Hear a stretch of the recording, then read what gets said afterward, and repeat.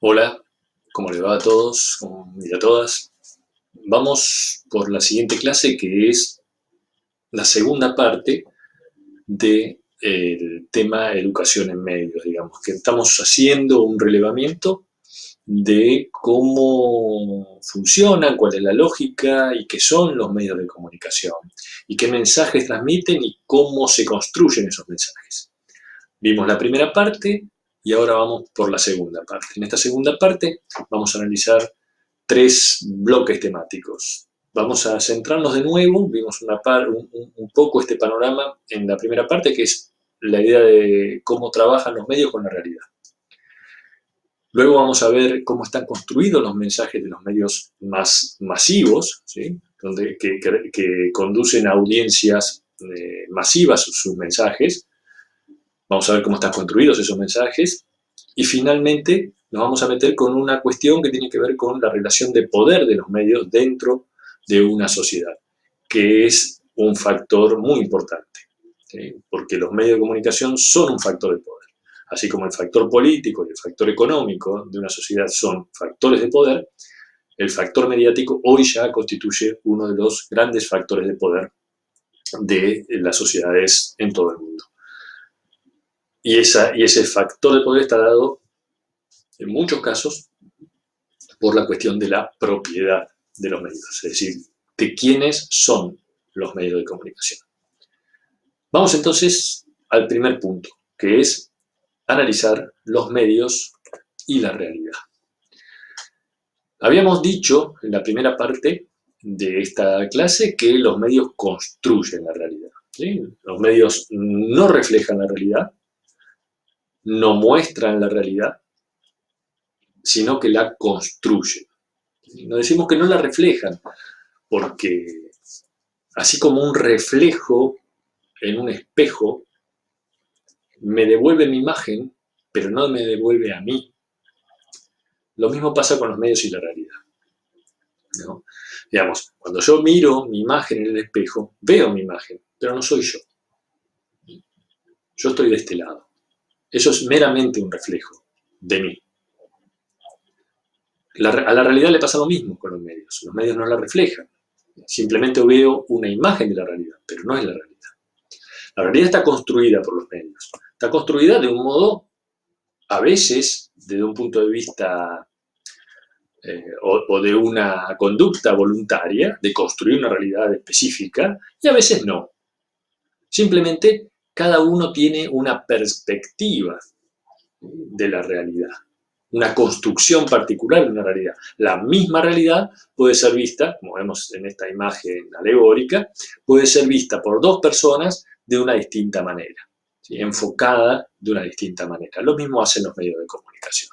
Los medios de comunicación, entonces, construyen su realidad y la que vemos a través de la pantalla es una realidad construida por un medio o por otro medio de comunicación. Generalmente esa construcción está hecha de recortes. Es decir, cómo construyen la realidad a partir de recortar la realidad. La realidad es muy compleja. Es una situación, ustedes lo saben, o lo están conociendo con su crecimiento y maduración, que la realidad es compleja, no es algo sencillo y simple. Por lo tanto, esta complejidad que tiene, la realidad es recortada por los medios. Ahí vemos, por ejemplo, una portada de una revista, de un diario norteamericano, el New York Post, en ocasión, hace unos años, de un atentado en la Maratón de Chicago. Esa es la portada del diario.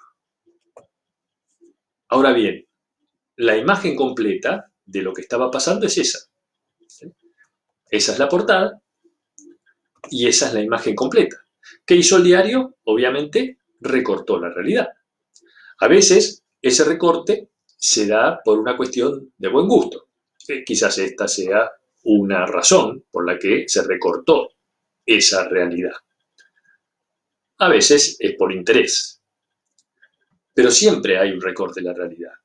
Lo importante, y aquí vamos a subrayar este elemento que ya vimos en la primera parte de la clase y que vamos a reiterar varias veces en esta segunda parte, interviene lo que llamaríamos, o lo que llamaremos, la actitud crítica de las audiencias, ¿no? Es decir, nosotros como audiencia debemos tener una actitud crítica, una postura crítica, una mirada crítica sobre lo que están transmitiéndonos los medios de comunicación. ¿Qué quiere decir una mirada crítica? Una mirada analítica que no acepte de primera mano los mensajes de los medios, sino que los analice, los contraste, los ponga en cuestionamiento. ¿Sí? Esa mirada crítica finalmente hará que nos quedemos con todo, con parte o con nada de ese mensaje. Y esto no solamente lo tenemos que hacer con los medios de comunicación con los cuales quizás no coincidamos, sino también con los que coincidimos. ¿Sí?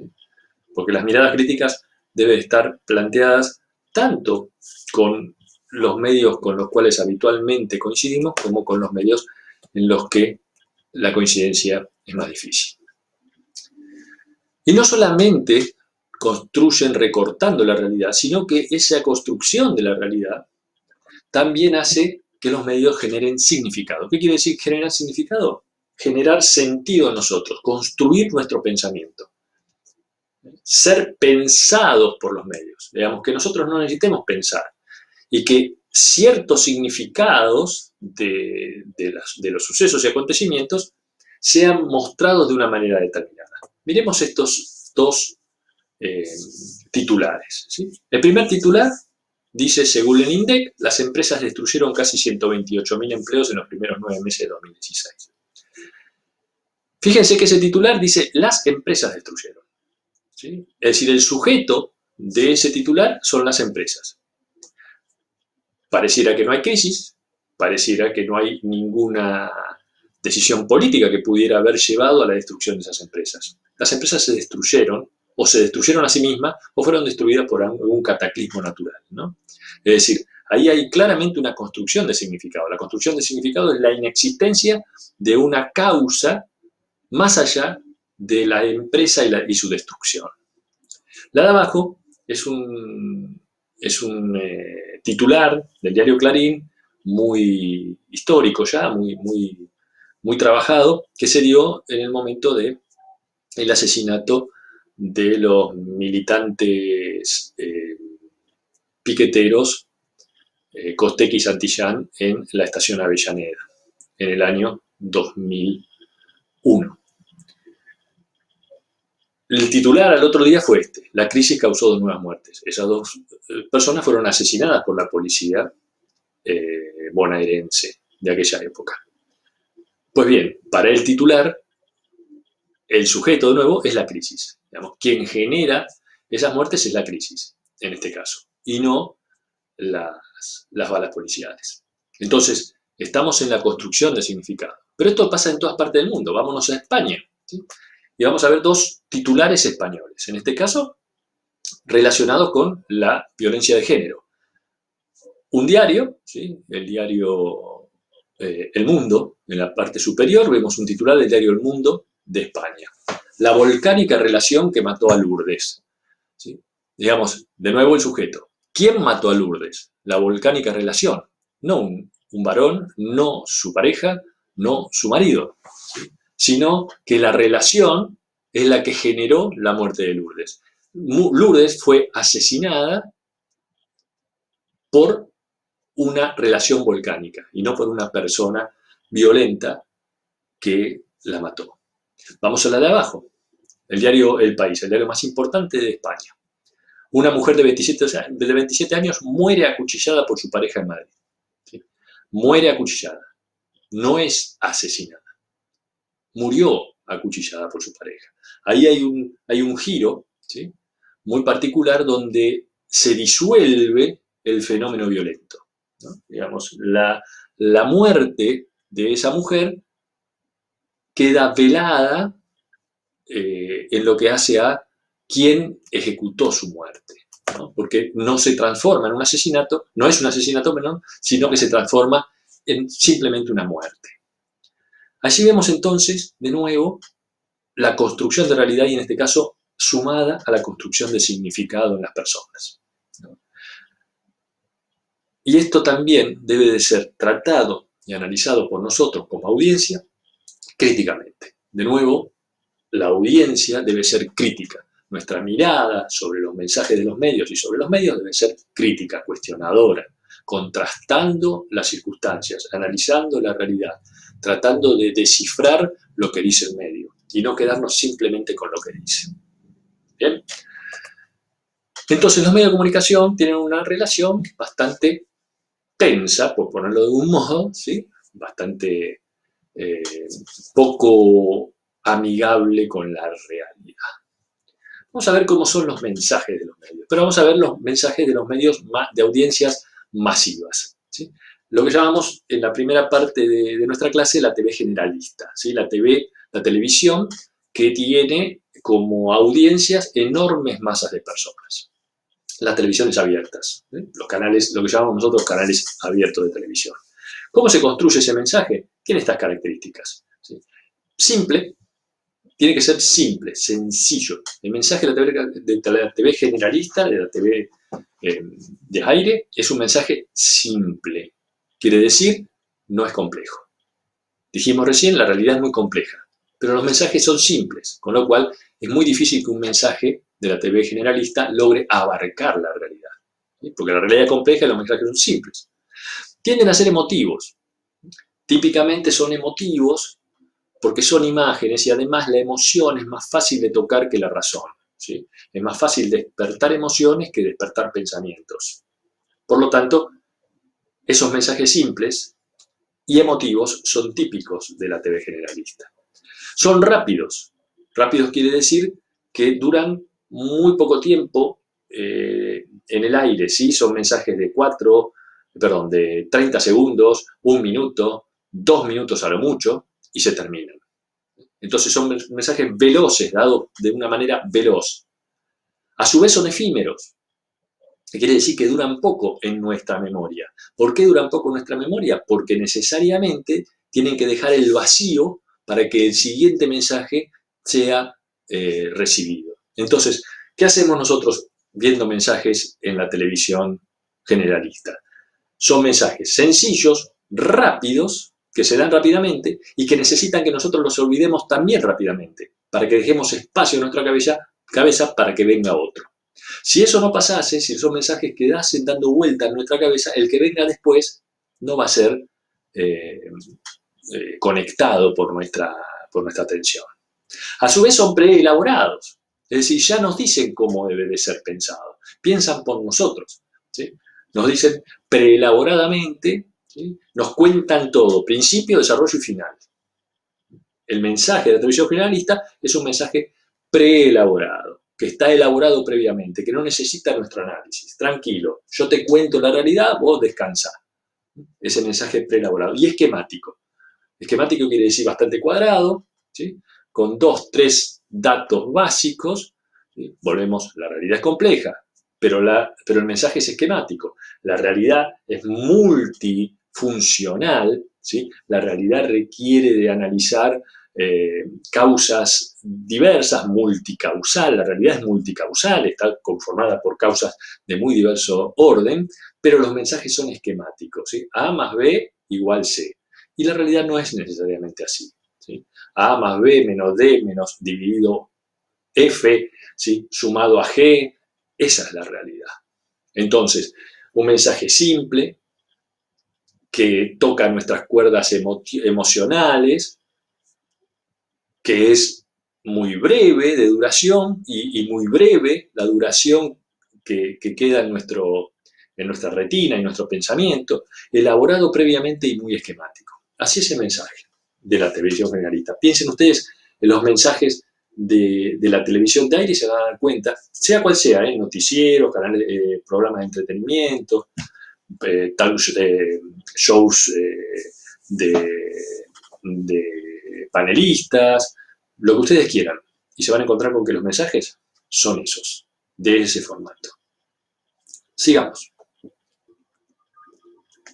Entonces, estos mensajes de los medios de comunicación terminan dando forma, ¿sí?, a una realidad que se supone clara, sencilla y transparente, ¿sí? Este tipo de mensajes de medios de comunicación.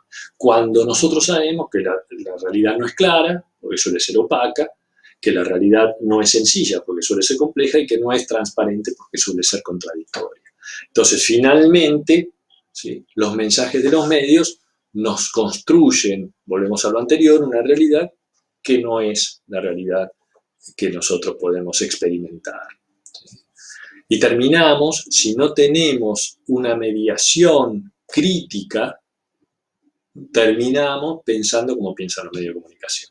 Entonces las audiencias suelen tomar esos mensajes como propios, esos mensajes preelaborados, ¿sí?, compactados, solemos decir, es más, es un ahorro de energía intelectual, ¿no? Es decir, bueno, si ellos ya pensaron, ¿para qué voy a pensar yo?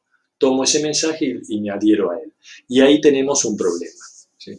Porque los medios de comunicación tienen intereses económicos, ideológicos, comerciales, y esos intereses están traducidos en sus mensajes.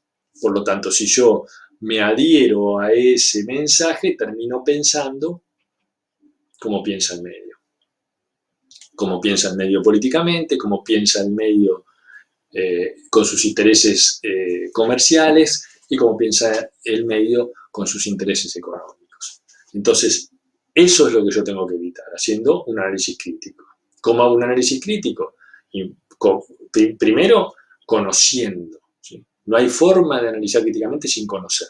Por lo tanto, tengo que interesarme, conocer, prestar atención, ¿sí?, a lo que pasa, a las cosas, pensar por qué pasa lo que pasa, pensar hacia dónde conduce lo que sucede y a partir de allí ir elaborando mi propio análisis. Después contrastarlo con el análisis de los medios. Quizás coincida con ellos, pero aún tengo que hacer ese análisis crítico con los medios con los que coincida o con los medios con los que disienta, con todos.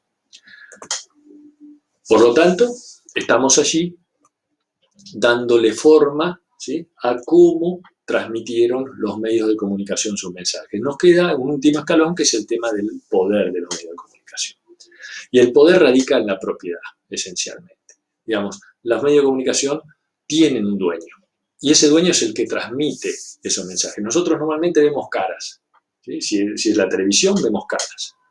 Pero no siempre ese que pone la cara transmitiendo un mensaje es el que está expresando el fondo de ese mensaje, sino que ese mensaje está expresado por el dueño del medio de comunicación. Y eso es lo que nosotros tenemos que discernir. Quien emite un mensaje es esencialmente el dueño del medio de comunicación. Allí tenemos la vinculación que existe entre los medios de comunicación y el poder económico. Dijimos que había varios factores de poder en una sociedad. El factor político, el factor económico y el factor mediático. Los medios de comunicación y el poder económico tienen un vínculo muy íntimo y estrecho. Si nosotros buscamos quiénes son los dueños de los medios de comunicación, nos vamos a encontrar que son gente vinculada al poder económico en muchísimos casos. Por lo tanto, el poder económico lo que hace es transmitir sus ideas y sus intereses a través de los medios de comunicación. Volvemos a lo que decíamos antes. Si nosotros, en vez de tener un análisis crítico de los mensajes de los medios, aceptamos pasivamente lo que nos dice un medio, terminamos pensando como ellos. Y es muy posible que terminemos pensando como quiere que pensemos, por ejemplo, el poder económico. Es decir, que ciertos sectores de la sociedad determinan cómo piensa el resto de la sociedad.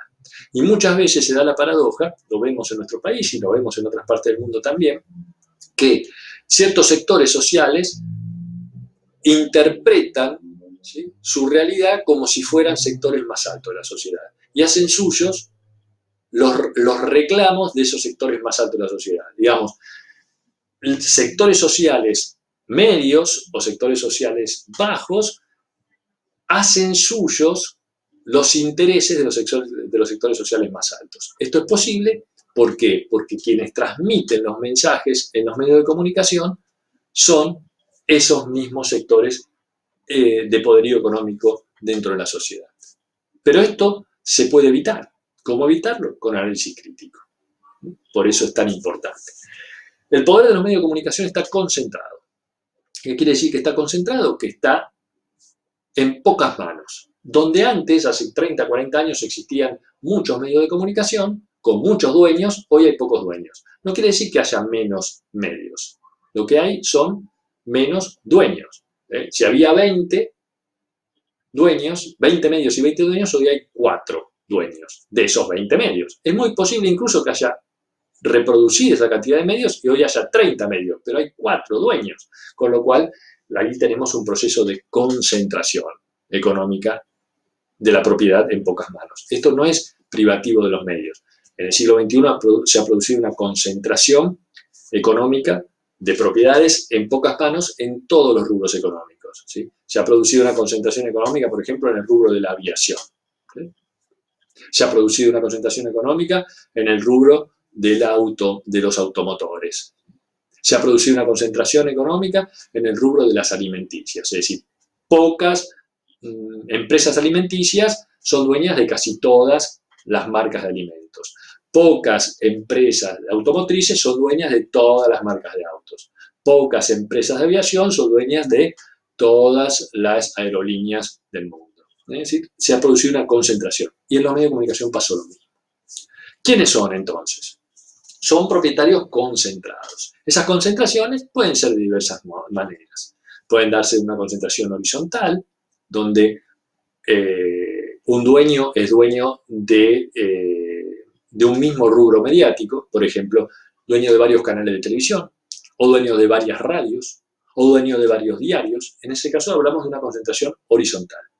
Él mantiene el mismo rubro, pero con muchos medios. Después tenemos concentraciones verticales. Las concentraciones verticales tienen que ver con tratar de controlar todo el proceso productivo de un medio de comunicación. Si yo tengo un canal de televisión, tengo que transmitir mensajes por el canal de televisión. Entonces, ¿qué hago? Me compro una productora de contenidos. Entonces, si yo tengo una productora de contenidos, ya tengo quien produzca los contenidos que yo voy a poner en mi canal de televisión. Pero hoy los canales de televisión van por cable habitualmente, es decir, la gente los mira por cable, ya no tanto una antena de televisión aire. Entonces, yo debería tener no solamente quien produzca mis contenidos a mi canal de televisión, sino que lo ideal sería que tuviese mi propia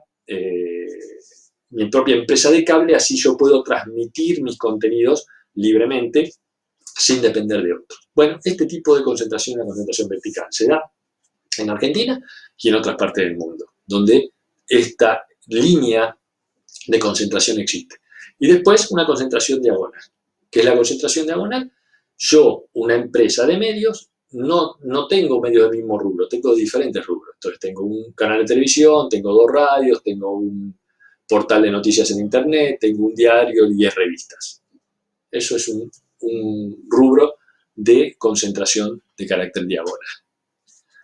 Ahora, puedo tener, en el mundo existen muchísimos medios de comunicación, en Argentina existen muchísimos medios de comunicación, ¿sí? Canales en cantidad, ¿sí? 5 de aire, otros tantos de cable, muchos diarios, radios en cantidad enorme, pero la diversidad de medios no significa y no se traduce en diversidad de mensajes. Yo puedo tener muchos mensajes en el aire, pero si es de un solo dueño, tengo un solo mensaje en su contenido. La cantidad no hace al contenido. Puede haber muchos mensajes distintos, y de hecho sucede, pero solamente con un contenido. Por lo tanto, no se traduce la cantidad de mensajes en la diversidad de mensajes. Esto lo tenemos que tener claro. Muchos mensajes no quiere decir mensajes diversos. En general son muchos mensajes con un solo contenido. Y ese es un problema cuando hay concentración en los medios. Porque cuando hay concentración en los medios, en la superficie parecería que hay muchas voces, pero en realidad hay muy pocas. Veamos quiénes son esos grupos mediáticos. Bueno, en la Argentina no hay tantos. Hay muchos medios en Argentina, muchísimos, pero no hay tantos dueños, ¿sí? Como ven ahí, habrá una veintena de dueños, muchos de los cuales son extranjeros, ¿sí? Grupo Prisa, que es español, el grupo Disney, que es de Estados Unidos, el grupo Turner, que también es de Estados Unidos, ¿sí? El grupo Televisa, que es mexicano, Viacom, que también es norteamericano, Fox, que es un gran grupo mediático de carácter global, cuyo dueño es australiano, aunque funciona desde Inglaterra su grupo de medios. ¿Sí? Y después tenemos los grandes medios argentinos. El Grupo Clarín, que es el gran grupo mediático argentino, el Grupo América, ¿sí? el Grupo Indalo, son grandes grupos que todos ellos hacen a la enorme diversidad de canales. Como vemos, de medios de comunicación. Como vemos, hay muchísimos medios de comunicación. Debería haber muchísimos mensajes, pero no hay muchos mensajes. Fíjense que hay pocos. Y si vamos a mirar solamente al Grupo Clarín, veamos toda la cantidad enorme de medios de comunicación que tiene el Grupo Clarín. Pero todos esos medios de comunicación no emiten tanta diversidad de mensajes, suelen emitir un mismo mensaje. Por lo tanto, muchos medios no hacen a muchos mensajes en su contenido, sino hacen a una unicidad en los mensajes que se transmiten. Y a nivel global pasa exactamente lo mismo. Yo diría que es peor aún. A nivel global hay 6 grandes grupos mediáticos. ¿Sí? El grupo Disney, el grupo AOL Time Warner, que es un grupo muy concentrado, con muchísimos canales y todo tipo de medios de comunicación. El grupo Bertelsmann, que es un grupo de origen europeo. Sony, que es un grupo de origen japonés, aunque funciona desde los Estados Unidos. Viacom, que es un grupo norteamericano. Y News Corporation, que es el gran grupo, ¿sí? mediático global. ¿Sí? News Corporation es de un australiano llamado Rupert Murdoch, que en realidad trabaja con centro desde Gran Bretaña y con mucha fuerza en Estados Unidos. Es el dueño de Fox, por ejemplo. ¿Sí? Entre otras cosas. Disney, por ejemplo, es el dueño de ESPN, y así podríamos buscar y encontrar que casi todos los medios de carácter global están en esas 6 escasas manos. Así que bueno, la idea era recorrer, ¿sí? este universo de los medios de comunicación y ver lo necesario que es educarse en medios, ¿no? Es decir, ¿por qué? Porque hoy vivimos en un mundo rodeado de comunicación mediática y por lo tanto es importante conocer qué pasa con esa comunicación mediática, hacia dónde va, de dónde viene y cuáles son sus causas, consecuencias, impactos que genera en nosotros y en nuestra sociedad. Por lo tanto, debe haber educación en medios. Es fundamental que haya educación en medios. Y nosotros, con esta introducción, quisimos dar un pantallazo para ver la importancia que tiene poner la lupa y el ojo en los medios de comunicación y sus mensajes. Bien, hasta aquí entonces la clase de educación en medios. Nos vemos en la próxima. Muchas gracias.